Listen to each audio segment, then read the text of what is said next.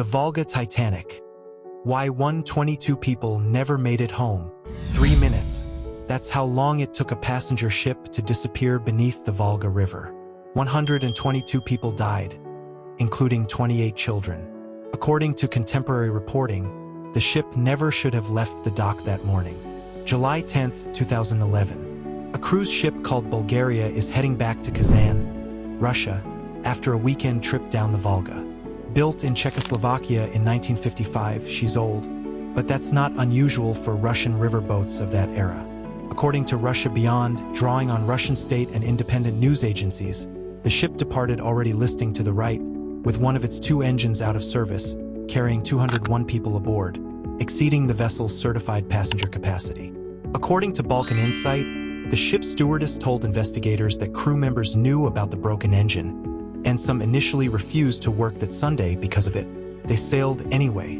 Reports at the time suggested the crew attempted to compensate for the vessel's list rather than address the underlying problem. The exact technical sequence, what was rerouted, and when, remains debated across sources, so the mechanics are presented here as reported rather than conclusively established. Early that afternoon, Bulgaria passes the village of Sukiyevo when the weather turns. Reports published at the time said wind gusts accompanied by heavy rain reached roughly 20 meters per second as the ship changed direction, causing it to heel sharply to starboard. Officials later said the ship's air conditioning system had failed, leaving portholes open for ventilation. As the vessel listed, water rushed through those openings. Within minutes, flooding became uncontrollable, and the ship rolled onto her side.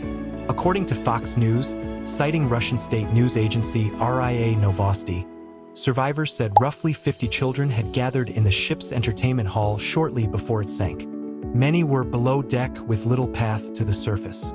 Some survivors also reported that certain emergency exits could not be opened as the ship went down. That claim circulated widely after the disaster but was not conclusively established in the official technical investigation. So it is presented here as survivor testimony rather than confirmed fact. The tragedy deepened when, according to the Moscow Times, passengers who survived said at least 2 passing vessels did not stop immediately to rescue them. The allegation sparked public outrage and became part of the official inquiry into the emergency response. Here's what turns this from a tragic accident into a preventable disaster. The official investigation concluded the storm was not the primary cause. Investigators found that the vessel's poor technical condition, stability problems, and operational violations were at the heart of the sinking. According to Balkan Insight, investigators also found that the company operating Bulgaria had no formal contracts with its crew and had not provided them with insurance. This wasn't simply a ship caught in bad weather.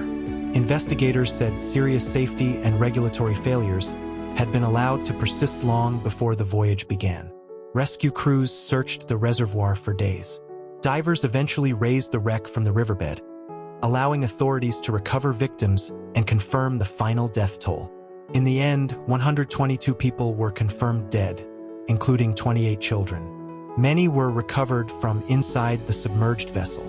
Then President Dmitry Medvedev declared a national day of mourning and ordered a review of Russia's passenger transport system, warning that too many aging vessels remained in service despite serious safety concerns. Bulgaria wasn't an isolated failure. It exposed systemic problems that had been building for years. If a story like this stays with you, subscribe. We dig into the disasters history often remembers as bad luck, only to discover they were built on years of overlooked warnings and preventable failures. See you in the next one.